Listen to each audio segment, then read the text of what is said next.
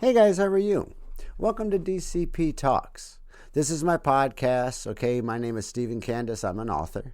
And you can visit my website, www.authorstephencandace.com. And you can check out any kind of my books, Audible books, and as well as information about my podcast, which is every Friday. And then it's released at 2 p.m. And this year was supposed to be starting off, as everybody knows, as things that'll make you go home. But it turns out towards the end, it's, DCP's Writer's Corner. Let's help writers get some, structure. So there you go. So right now, we're putting everything together, and I love the fact that things are going good. Like I said, you can always reach me and find out things at www.authorstephencandace.com. So let's enjoy everything around us. Let's have some fun. We would discuss a couple of my books each week until we're done with this year's season. I have 60 books out there. Top that. I understand, we all start off small, then we all get bigger, and it's true. My first few books were probably about 100 pages. And, that shit was like... it was very hard to get to. Anybody who's a writer, anybody who is a songwriter, anybody that does any kind of composing will understand 100%. Sometimes it's easy as a fly, and sometimes it seems like you are pulling blessed teeth out. And, but I do have so many different varieties, okay? We're talking about fantasy, we're talking about westerns, we're talking about crime, we're talking about horror, we're talking about suspense, we're talking about thrillers, drama, romance, don't forget. And then I have 24 Audible books right now. I am looking to start more Audible books. I just have to get myself structured enough and time in there to do so.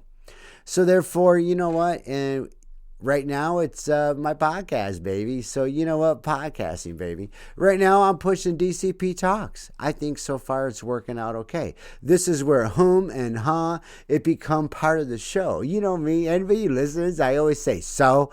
Oh man, I'm really redundant. I suck about that, okay? My podcast research is primarily Google or my own judgment, which really can be left to the moon. And everybody knows that. It's how we are, right? And every episode of podcast is a quick episode, which sometimes can last maybe almost an hour, right? We all sit there and say we don't talk, and then once we start talking about something, our brains just go ahead and just... We're going to talk about 2 books this week. And the 2 books that I have chosen are, we got John Tilis.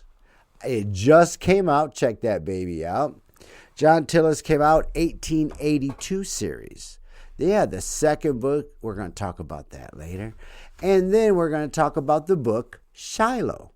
And Shilo is a book which is on Audible, okay, by Try Pearson.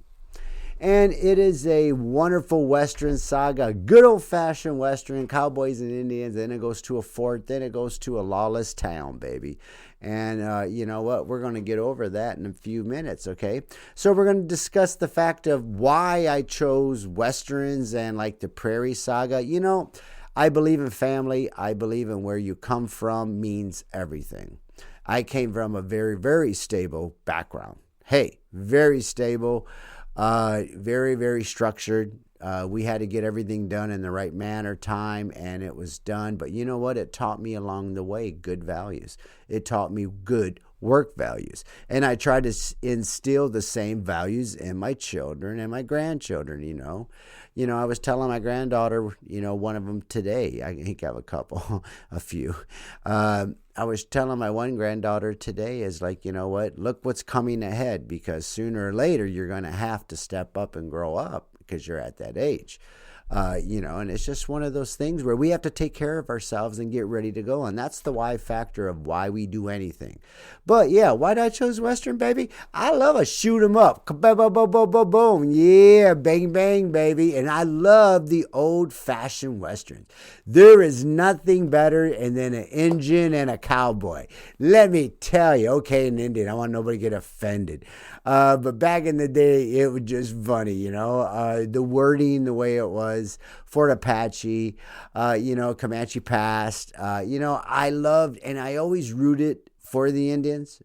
I have an eighth Indian inside me. Yeah, we have my grandmother was Cherokee, a quarter Cherokee. So amazing. So therefore, it's kind of cool to know that. Nope, we never pushed it. Nope, but my aunts or my family never did. But yeah, Cherokee Indian, baby. That's probably why I get so damn mad and why I love the sun. I go out in the sun and I love the wilderness and all that. I used to hike forever. Man, I used to hike. Man, I tell you what, man, I was one of those extreme hikers out there, okay? Now, we're going to talk about the books, and you know what? We have my old friend, Mr. Filet. Hey, Steak Filet, and a chef from New York City, New York City. Now, he sent me about John Tilis. So what he wants to know some questions. He said he read, kind of scanned through it. He was looking at the Audible. He said he went real fast and he was thinking about some questions. So he wanted to know. So I say, feed it because I want to talk about John Tilis. I just came out with John Tilis. I love John Tilis, and it is going to be book 1. And there is going to be a second book to John Tilis, and it's The Dotery Boys. I'm telling you, so it's going to be good. Now, his first question says, why did John Tilis' family leave Ohio from Mason Valley? Well, inside the story, as you know, they did work at a mining company which closed down due to collapsing and a lot of deaths, and that's probably why. Not just saying, but that's about basically what happened. Almost, you got to read to find out. And what were their dreams when they arrived? Like anybody else out there that were a settler, that were a pioneer, they just wanted what was best for them and their family. It's kind of funny how times haven't changed.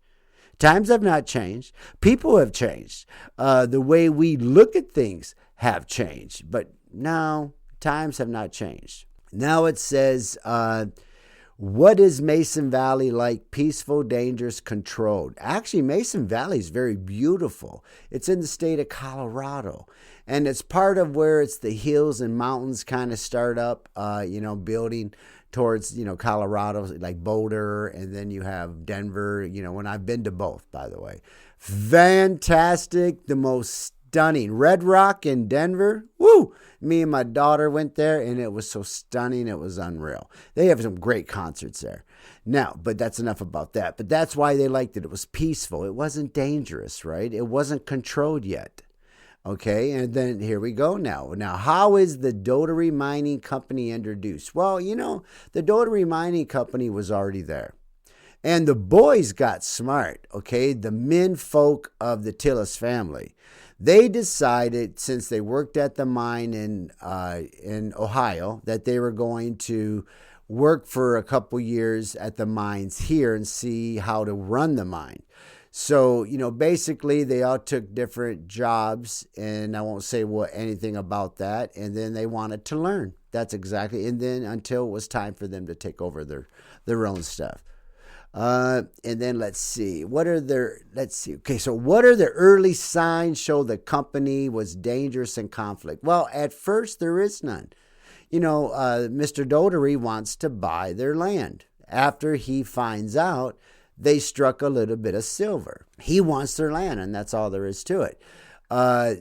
Anything else? Greed. Come on. Like everything else with land back in the day in the 1800s, cattle back in the day. Never about sheep. Just saying. But about those prospects of making severely amount of money. So I think that was what is important about what became dangerous is when all of a sudden Mr. Dotery realizes what they may have. Now, what moment does John realize real danger is coming? I really think no one knew. Mr. Dotery came out and everything, and then the Tilis family decided to open up their own mine. So things, hey.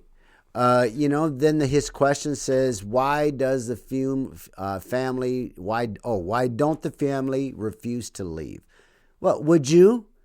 You just came across the United States and prospecting a new property, thinking this was going to be your home. And so for your family, the Tilis family is a large family. Okay, you got 2 brothers and sisters, not to mention chillins. I mean, there's a lot of there's a lot of Tilis family now. Let me tell you. Let's see, what warning signs? There was not really, and why didn't they see? Nope. Okay, what moment makes John realize danger's coming? It was probably when the attack hit. For the first time, the mining company sent Rough Riders to scare them. And that's all they were sent to do. Not kill anybody, but just scare them. Back in the day, it was kind of funny, how people sent. Nowadays, they just sent 2 thugs to scare somebody into paying them or do what they got to do. Like, really, seriously, man. That's really what they do. So I would say that's what it is. And then until the attack comes, the villain and thing, who leads the Dotery Company? That's Luther J. Dotery. Now, the funny part is in this whole first book, Luther J. Dotery never is mentioned. Mr. Dotery is mentioned. And what makes the villain ruthless? Well, you have to read because it seems like he has a contingency plan to run the whole place. I guess is what it seems like. Has the company done this before? Well, I guess you're going to read. It's probably possible this has happened. And it's kind of funny how nobody knows. Same as your own town right now. How many laws are broken, break-ins, people attacked, you name it, are never mentioned. You don't hear about them no more. It's like it's a cover-up because they don't want to scare people from coming to your frickin' city. Hey. So, how does the company control the town or people? I don't really think they do it yet, but like all companies, since they have a majority of the people that live there, it seems they have some controlling power over that little town or city or village. It just always seems that way. Let's see. What is the darkest secret behind their actions? Well, I think greed. I think the Dotery Company wants it all. I think like all companies before, like, man, you know what? Shut up. We're taking all this shit. And I really think that's how it worked, okay? And then, what drives John's need for revenge? Well, I think you're going to have to read and find that one out, man. And let's just say it ain't pretty. But, hey, how does he prepare to fight back? Any means possible. Any means possible. And then he's going to have to figure a way. What obstacles or failures does he face? Man, there's obstacles and man, there's a failure. I promise you there's failures in these things. And as you know, where there's pleasure, there's pain. That's all. Now, does John struggle between revenge and justice? Don't we all? Don't we all struggle with revenge or justice at times? We want to make the right call. We want to, you know what I have the hard time with? I have the hard time with just saying no. When it comes to grandkids, family, I feel guilty, which is really stupid, but I do. That is me 100%. And I think John is the same way. He's had a wonderful life. He was a good man until, things, can make a person turn. In the end, the last question, does John bring him peace or change him forever? Baby, I think after everything that he has been through, we all go through changes. There has not been a time in our life that hasn't changed us. When my mother died when I was 10, changed me forever. Okay, when my sisters moved away, which we were super duper close, changed me forever. That loss. There were times when I left Florida and I moved away from my entire family, which I was around my whole entire life. And I'm talking about we were always together. That was detrimental for a few years until I came back after 2 years for my brother's graduation. And then it makes you realize how much you miss the family. And then it makes you realize at times how much you moved away. Why? I'm only kidding. But I do have a tight family, and we just missed each other. But it is what it is. So there you go. Thank you, Mr. Steak Filet from New York City. New York City. Now, here is Mr. Cuervo. He wanted to ask some questions about Shilo. I think that's fucking cool because Shilo is a good book. Shilo is my man. This is a good book. Tyr Pearson narrates that shit. His voice is so cool. He talks like the Western style. You hear through that rustic. Man, I love it. And Shilo, you know what? I wrote because I miss old-fashioned Westerns. I grew up in the day where Westerns were the number one movies. Westerns. Hey, like that shit? Not dresses, man. We're not talking about RuPaul. We're talking about Westerns. So Westerns back in the day were a movie draw. They were at the movies, man. Big Westerns have always made it really, really big. My man, John Wayne, the Duke, has always, I have so many DVDs of his collections. I love them. You know, my favorite, you know, is The Sons of Katie Elder, the McClintocks. Oh, I love that shit. Okay, the Cowboys. We're talking about, oh man, he done so. Okay, True Grit, Rooster Cogburn. I mean, so many great movies, you know. And then, you know, people came afterwards. But then back then too, there was James Gardner did a few good movies. Clint Eastwood did a lot of great movies. The Good, the Bad, the Ugly. I mean, I'm telling you, man. Outlaw Josie Wells. So I've always been a Western fan. So I wanted to go back and create that, you know, the old Fort Apache, the old New Yorker, the old, you know, Western stagecoach, you know, the stagecoach, all kinds of the Rio Grande. I wanted to hit that kind of movie again, and where good is good, evil is evil. That's the way it really is. There is no in between, and people try to say it is. Man, you messed up. So let's talk about Shilo. Mr. T. Cuervo, my man. What's up, dog? Hey, here you go. Cheers. His first question says, what makes Shilo a lawless town? You know, Shilo is a lawless town for the sake of there's murders all the time going on. There's no sheriff. There's nobody to stop anybody from doing exactly what they want. That's a lawless town, man. People do what the fuck they want. Our society is turned into almost a lawless. You're seeing, for the first time, citizens reacted to those jewelry heists that has been going on for over 2 years now. We got these refugees all in, and it's wherever they're from, whether it's Somalia, whether it's Grenada, whatever it is. But those type of people are doing it, and it's happening because they show themselves. They don't give a shit. And citizens retaliated, which was crazy, and caught them. Knocked them down 2 days ago. That was crazy. Yeah, that was awesome. So it's going to happen again where citizens are going to take back because the laws are not doing their job. And society is breaking down more and more, and people feel threatened. That's what it comes down to. And Shiloh's a lawless town, and that's what happens. You feel threatened. Who currently holds power in the town? Oh, there is a gentleman on the outside of town who owns the largest ranch, and you're going to find out that he has a lot to say about Shilo and what happens in Shilo. Now, there are some key people now in Shilo, which power can shift over time, but these people are, going to be key players in here. So let's see. Why hasn't anybody stopped the chaos before? Because it's like anything else. When laws continue to be broke, it just continues to be lawless. There is the worst prison, true story, in Brazil. Worst prison in Brazil. No guards. Police refuse to go. It runs itself, and they have their own laws. How's that for you? That's a Shilo right there, man.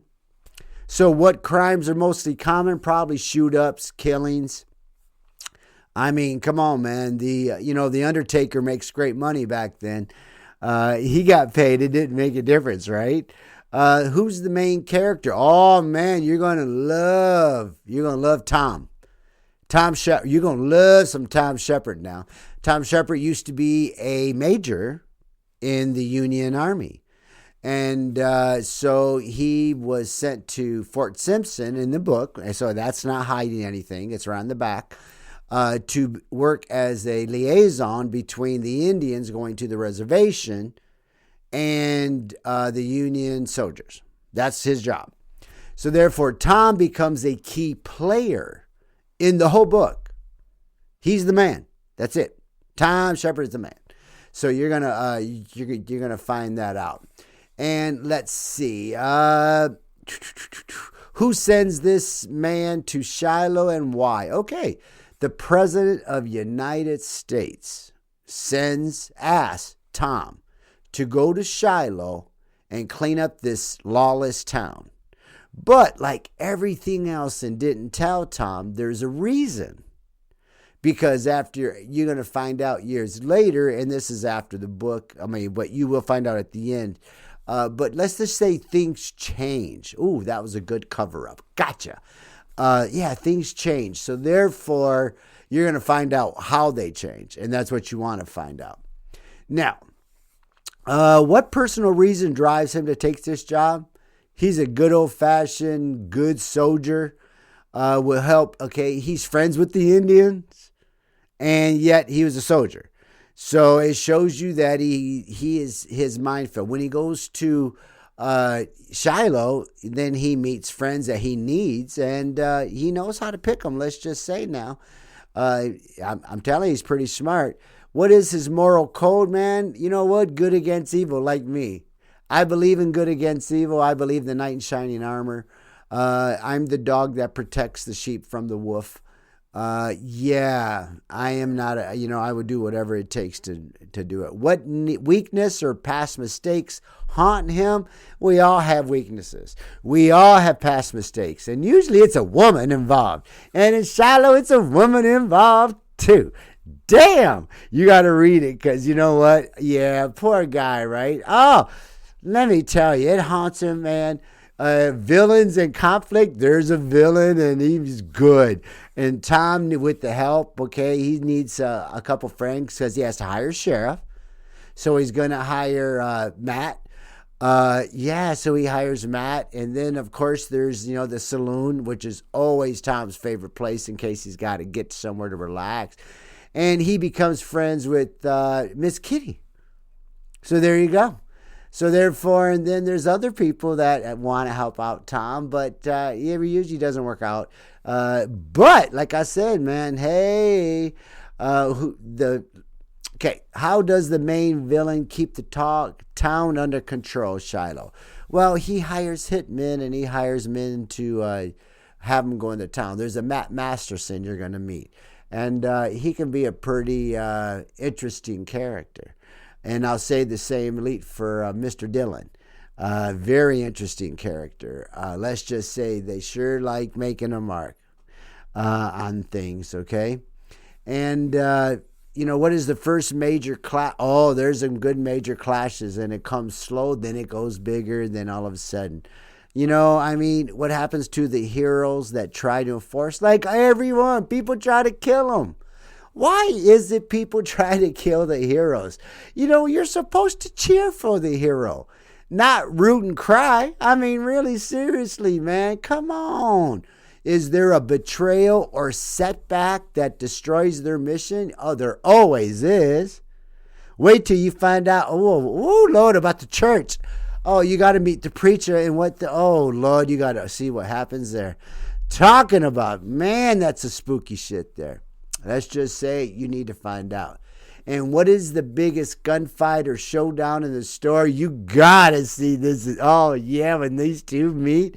Woo! Let's just say the whole town. You know what was funny about back then? When they show Westerns and they show back then, they didn't show the real shit.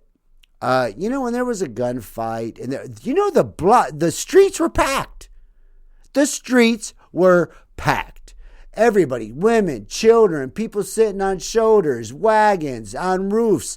Like, that was really disgusting. Same if there was a hanging. Like, what the fuck, eh? Like, it was really, you think about it. But What better way and then to just show it and get it done? And this is justice. Agree.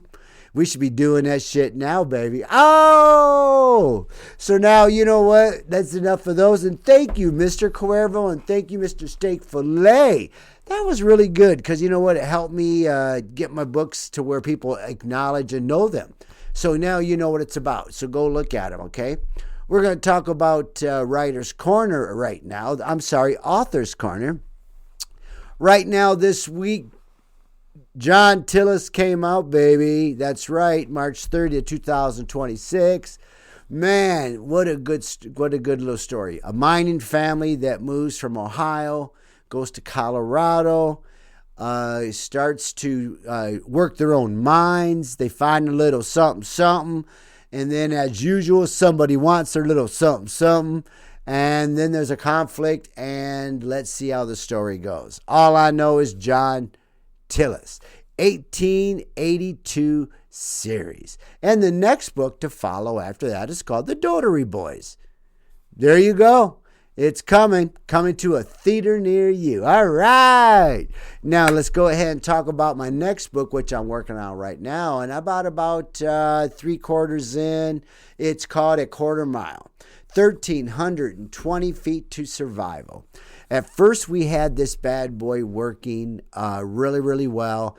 And the first half of the book, as you're going to find out, it's more of humor, fear, which can change. That's all I can say. So therefore, you know what? It's a good tale. It shows you how people's minds can really mess with them. And then when you add a few other little components, I tell you what, it gets real interesting real fast. And that is going to be A Quarter Mile, which is coming out actually within the next couple weeks probably. So there we go now. All right, now I am starting a new book, all right? And it is called Bachelor Getaway Masquerade. Yeah, baby. This is going to be some fun. It's going to be hilarious comedy. And it's going to be talk about my man, Steve, okay? My man, Steve, is getting married for the 5th time, and everybody's having a great celebration.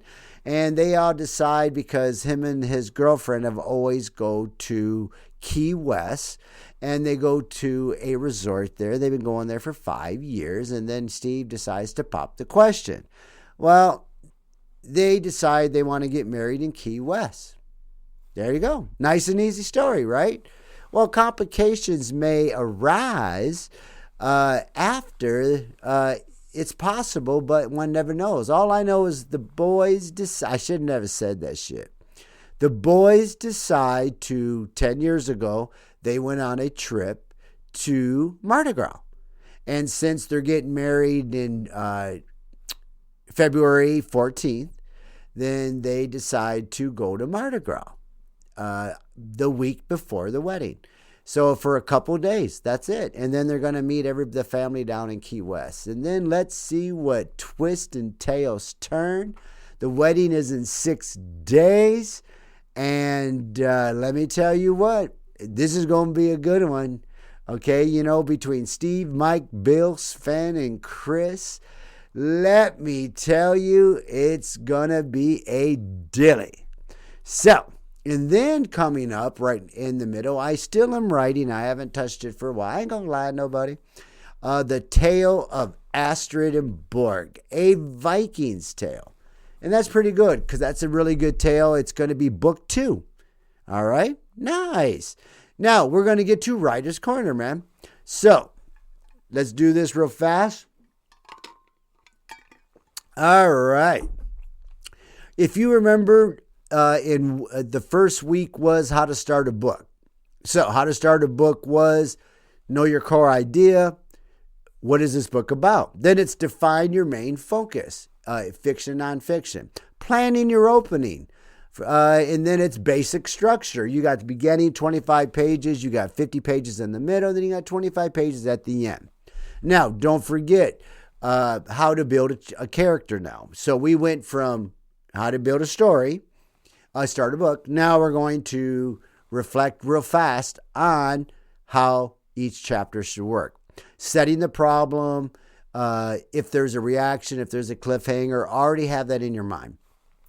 Then you want to build a character. So when you build a character now, it's going to be the basic information. How about a physical appearance? How about the personality? How about the skills, the abilities? Now, the tips is the characters usually have goals, a flaw, or transformation during the story of someone. They could go bad and then go good, or they could go good, go bad. Or they could be good, make a bad decision, or they could have a secret and not tell until the time is right. Wow, that was a lot. Now, how to start a chapter now. If you remember, we went to how to start a chapter. And the first 5 ways of starting a chapter is start with an action if you can. So start with the dialogue. You want to start with tension. Start with a thought. Start with the mystery. Now, that's the first step. Okay, so now what you want to make sure is give enough info to the readers to make them curious. Oh, damn, that was a good one, eh? To make them curious and keep them where they're not bored. Just remember one quick rule, okay? The quick rule is something happening, have a question. And then don't forget, if you want to a 3-structure outline, you have your beginning, you set it up. So you introduce the main character, you show their life, you introduce a problem, and then you initiate a big event or a start of something that's going to happen. Then you're going to have Act 2 as the middle, the bulk of the situation. Something goes wrong, or if they got to go back, they can't go back. The character tries to fix the problem, or if they are fixing the problem, things get harder or things get too easy. New challenges appear and a big mistake or a setback. Also in the mid-twist, you want to have a twist. Anything can change. This is your time to go whoop, whoop, whoop, whoop, whoop. Change. Let's change this if you want to. Let's go ahead. And the final confrontation is Act 3. Don't forget, characters or people face their fears. They problem solve, or is it solved? Or do you leave it? And then you want to turn around and show how the characters change. Wow. Man, that was enough to kind of fill you in. And what I would do is go back, stop it, listen, go back, stop, listen, and you can gather the whole thing. Now, today, baby, we are going to talk about some of the challenges and how we are going to customize our characters. I'm going to give you 10 ways on different characters to customize them. This way, then you know exactly what I'm talking about. So the first 10 ways is going to be about a villain character. So if you're going to have a villain character, there's 10 things you want to make sure they do. You're going to have a villain name, naturally.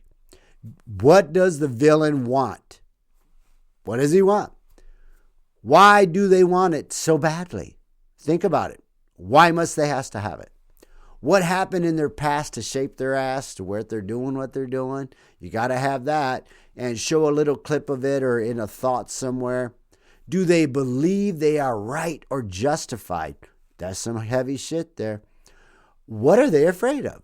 Are they afraid of anything, or are they not afraid of anything? Are they just plain nuts? Let's face the fact. There are people out there. I know a cousin. He's not afraid to do anything. So, I mean, hey, they're there. What makes them lose control? That's right. What sparks them? What makes them snap? What makes them not think about it? So who do they care about, if anybody? Do they care about anybody, or they don't give a good damn? I'm watching a series right now where the kid said, nobody's ever done nothing for me, so why do I do anything for anybody? Explanation, 1 line, 2 lines, done.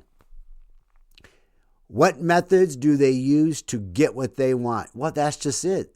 This is where your mind takes control.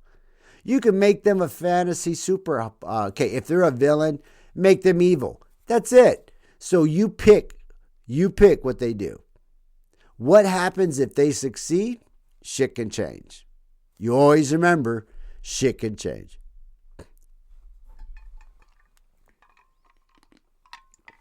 Now, the next one is romance character questions. This is what you should be asking yourself. You wonder yourself saying, well, I got this, but guess what? No, sometimes you really need to think about this. This is one of those things where you have to really do it. What kind of relationships are they looking for? Really, in every relationship, even the ones now, what are you looking for? What are you looking for with your spouse even? Do you have differences? We all do. Number 2, what is their biggest fear about love? Everybody always has fear. Are you insecure? Are you not? There's always a fear, man. Neglect? I mean, everybody always has shit. That's all I got to say. Have they ever been hurt in the past relationship? We've all been hurt. We have all been hurt. Okay, that's it. Unless you're like my sister. My sister and Jimmy have been together for 47 years. Shut up. I love you. God bless you guys. Now, have they been hurt? Okay, we already did that shit. What qualities attract them to people? This is true. Everybody has a certain niche. I've always loved redheads. That's it. Can't say more. I've always loved blondes or redheads, man. That's it. That's just been me my whole life. Let's see. What qualities push them away, if any? Do they have people with certain types like will push them away? What do they find romantic? That's a big one, Is it someone that they find helping somebody? Is it somebody that they find are just standoffish, but yet at the same time they look kind? I mean, hey, it all means something, brother. What past experience shaped their view? Important. What secrets are they hiding from their partner? That's an amazing question. What makes them fall deeply in love? There you go. You have to write all these down. For every character, you got to make notes. Every note, you got to put all that shit down. You got to write it down, right? And what sacrifice would they make for love? We all have made sacrifices. Let's be very honest with you. Every one of us that's alive have made sacrifices one time or another for our children, for our loved ones, and that's all there is to it. And it seems to never be for ourselves, okay? Just remember, strong romantic characters usually have emotional wounds. So make them hurt. A personal growth or a meaningful connection. There you go, man. I'm giving it to you.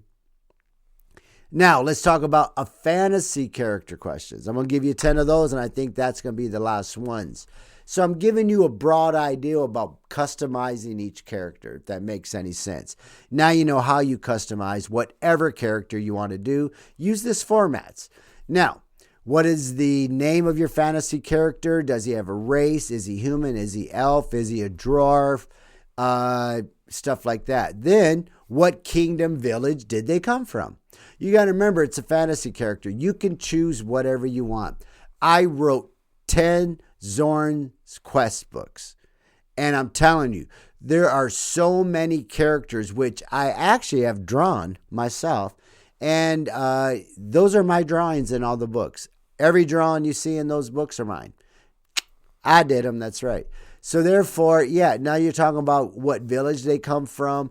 Do they have any special abilities, powers? You're talking about fantasy, man. So you're talking about sci-fi fantasy? Yeah, okay. What is their main goal or quest? That is always so important.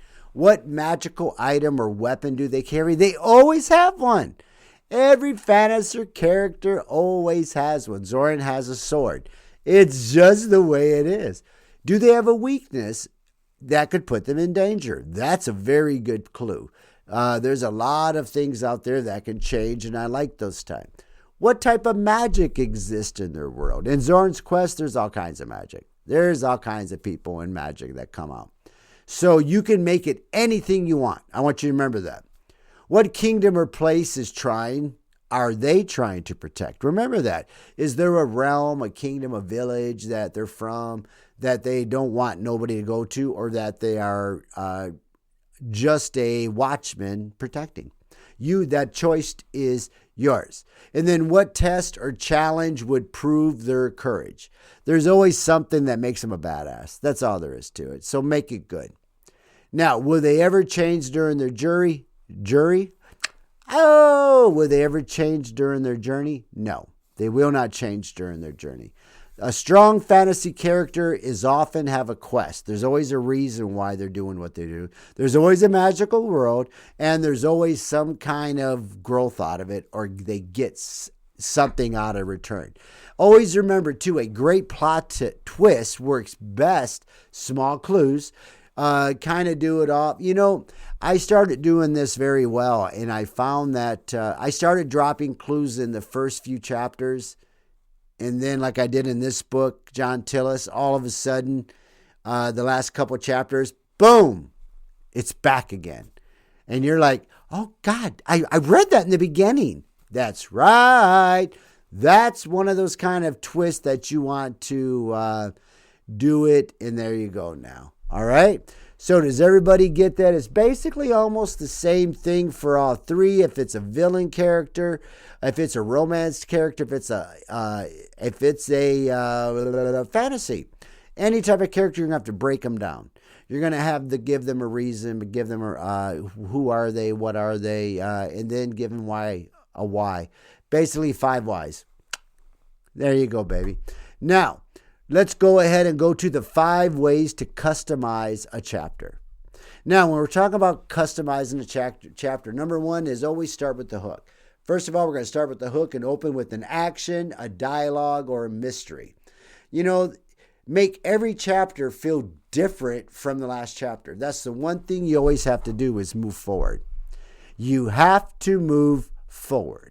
When you open with action, dialogue, or mystery, you're already moving forward and people are already thinking. You have to make every chapter different, and that's all there is to it. Example, like start a chapter with an action, another with a memory about going back to the action. You could do that.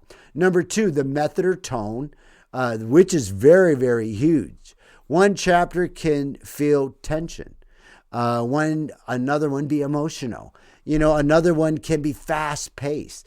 Keep your readers engaged and not bored. That is the most, thing I try to do is try to keep chapters, when it comes to what's really difficult is when you write a family story. Because you have to come to the point where you have to just talk about people doing like minimal shit.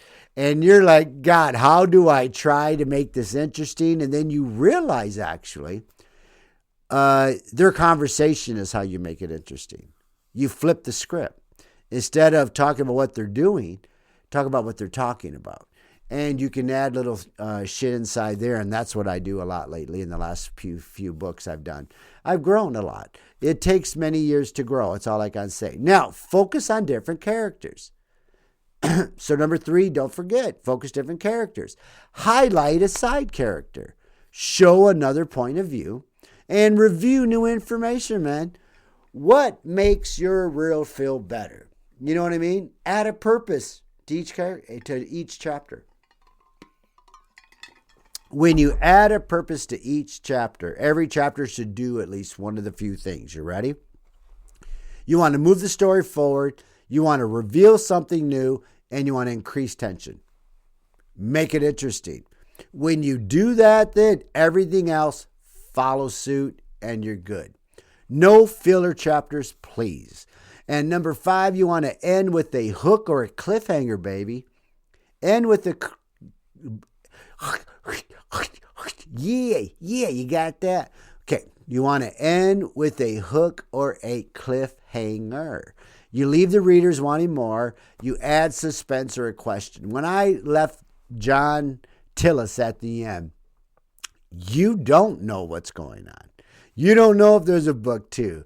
You don't know because he's writing off. But I'm telling you, there's a book 2, The Dotary Boys. So once again, people just don't know. Now, here's a little pro tip, okay? Think of each chapter like a mini story, okay? You have a beginning, you have a hook, you have a middle conflict, and you have an end, you have a cliffhanger. Bada bing, bada boom. How's that? Now, let's go back over those 5 things one more time, okay, for you. So ways to customize your chapter is you're going to start with a unique hook. Okay, unique hooks should open with an action, a dialogue, as I told you. Number 2, you want to change the tone or mood. Make one chapter feel tense. Make one chapter feel emotional. You want to keep them not bored. Keep them engaged. Or if you have to, focus on a different character, number 3. Highlight some characters in this thing. Number 4, a purpose for each chapter. It's very important, man. Purpose for each chapter. Number 5, no fillers. Number 6, you want to end with that hook shit. Yeah, end with the hook shit. Think of it as a little mini story, all of it. So each chapter should have a beginning hook, a conflict, and then a cliffhanger. Bada bing, bada boom, baby. There you go. So that is our Writer's Corner for this week. Hallelujah. You guys were amazing. Thank you.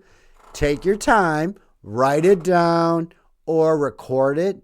Put it on your computer. Or do what I do. You can use a phone and push voice record, and you can record what I'm saying. Therefore, you can type to text, send it to your phone or a computer, and that's what I do, and I print it. So we're going to go with the little podcast humor for the hell of it. I started a podcast for fame. My dog is still my biggest fans. Both my dogs love me. They lie in my room and they just sit there and listen. No wonder why they just look at me like, you're nuts. Podcast rule. The biggest conversation always opens before you press record. Isn't that the frickin' truth? Every conversation does. No matter who you talk to, it just seems like you have the best conversations, and then all of a sudden you got to hit that shit. I talk to strangers on my podcast. Apparently, it's called an interview. That's funny. I love it. And let's see where we go. Podcasting is just telling a story with a microphone, let's be honest. Unless you have somebody and you guys are talking about something and flopping back and forth, man, it's my point of view, the whole thing. I know. I hope you liked it. Oh, yeah, right? And podcasting tip. If you don't know the answer, ask another question, baby. Yes. Now, don't forget tonight, Survivor. Whoop, whoop, whoop, whoop, whoop, whoop, whoop, on Wednesday nights, baby. Yeah. Boy, it's going fast. I just want to give a quick poke. Sorry. Now, I will leave you with the quote of the week. I write them all in my book, so please. Okay, this week's quote is, remember, if you always head into your sunshine, the shadows will always fall behind you. Praise the Lord. Hallelujah. Now, let me tell you what. Please note that I always provide my feedback on both sides of issues, playing devil's advocate whenever necessary. No holding back. Don't forget, you can always send me your thoughts and feedback and anything you want to devil play advocate at authorstephencandace@gmail.com. Now, if there's a topic you want to discuss, send it to me, baby. I'll talk to you. I don't have a problem with that. I will chat with you soon, and holla! And have a great day. And I want to say thank you, man, for Elk Artwork. Always sending me some DCP quotes to help me out. I love it. Thank you. Kiwi Productions has had a few productions going on that's been kicking. I love it. His podcast. Yeah, he's got a podcast with Ash. So this is pretty cool. To listen to those. It gives me ideas. I love it. You guys are doing great. Keep it going now, a sparkling sword. Don't you stop sparkling. All right, you guys have a great day. To all my shouting fans out there, man, we got the Game-Ins. Hey, we got the Moody's. And, okay, there we go, Mr. Billy Roy. Cheers. Have a great day. May the force be with you. DCP Talks is out.